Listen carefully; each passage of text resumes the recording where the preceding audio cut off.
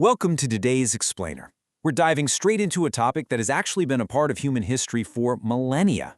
Gambling. Did you know that the very first six-sided dice were used all the way back in 3000 BC in ancient Mesopotamia? It's literally one of the oldest activities in human history. But while the concept of betting is ancient, today we're focusing on its very real, modern consequences. The sheer accessibility of betting today has fundamentally changed the landscape, transforming what some might just see as a casual pastime into a really profound struggle for a lot of people. So, here is our roadmap for today. We'll start with Part 1, the hidden addiction, move into 2, the dopamine trap, explore Part 3, the ripple effect, and finally cover Part 4, treatment and breaking free. All right, Part 1, the hidden addiction. Let's really unpack what we mean when we talk about this condition. We've got to dismantle a massive societal misconception right out of the gate. The myth is that gambling is just this harmless way to pass the time, or that people who struggle with it are simply irresponsible or just lack willpower. But the clinical reality, it's vastly different. Gambling addiction is a formally recognized mental health condition.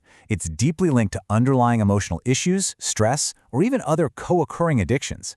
It is absolutely not a moral failing, it's a really complex psychological battle. To ground our explainer in the clinical facts, let's define what we actually mean when we say problem gambler. Clinically speaking, this describes someone whose behavior is defined by an absolute inability to stop gambling, even when they genuinely cannot afford to continue. It's officially classified as a behavioral addiction, sometimes called a process addiction. They might feel like they completely lack control because the urge to gamble just entirely takes over their rational decision-making and ultimately their lives. Moving into Section 2, the dopamine trap. To truly understand why someone can't just stop, we have to look closely at the neuroscience.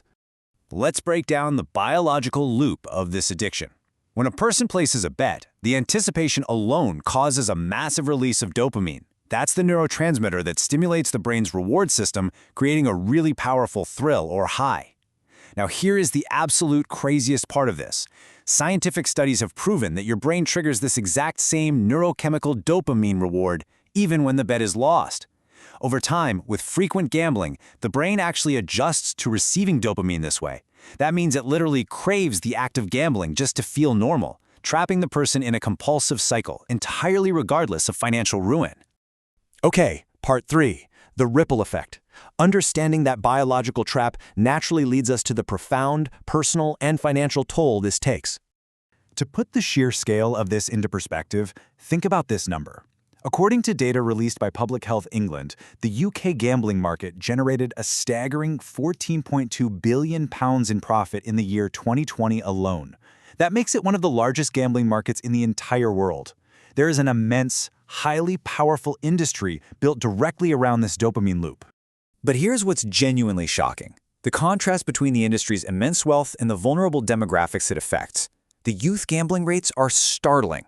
Studies indicate that 26% of 11 to 17-year-olds have actually used their own money for gambling in the past 12 months. And nearly half, 48%, have engaged in gambling at some point in their young lives. The fact that online gaming and betting apps are so accessible means this isn't just an adult problem anymore, not even close. And beyond those youth statistics, the adult numbers are equally sobering. Recent stats published by GambleAware show that around 1.4 million people across Britain are currently experiencing real, tangible gambling harms. To put a regional lens on that for a second, roughly 6% of Scottish adults are considered at risk of gambling problems. We're talking about a massive demographic of people caught up in the crossfire of this behavioral addiction. So, with numbers that massive, it really begs the question, what are the actual signs of a gambling addiction? How do you recognize it in yourself, or maybe in a loved one sitting right across the dinner table from you? Let's run through a diagnostic checklist. Because this lacks the physical, visible signs of something like alcohol or drug abuse, the symptoms are almost entirely behavioral. You might notice a person constantly calculating odds or obsessing over their next bet.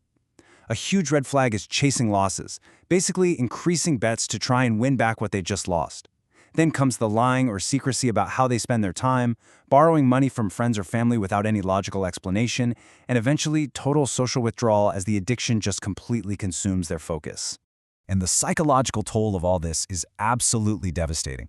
The financial ruin of chasing losses almost always leads to severe co-occurring mental health challenges. We see profound low self-esteem, immense shame and guilt, severe anxiety, and deep depression. The emotional highs and lows can become so extreme that it tragically leads to thoughts of self-harm. In fact, compulsive gamblers are even more likely to commit gambling-related crimes like fraud or theft just to fund their habits, which of course only deepens their shame and anxiety. But listen, there is a way out. Section 4. Treatment and breaking free. Let's shift our focus to actionable paths and how individuals can regain control.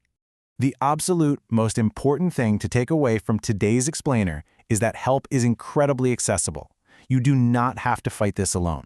There are fantastic resources out there, including new NHS gambling addiction clinics in places like Southampton and Stoke-on-Trent, which join the existing ones in London, Manchester, Sunderland, and Leeds.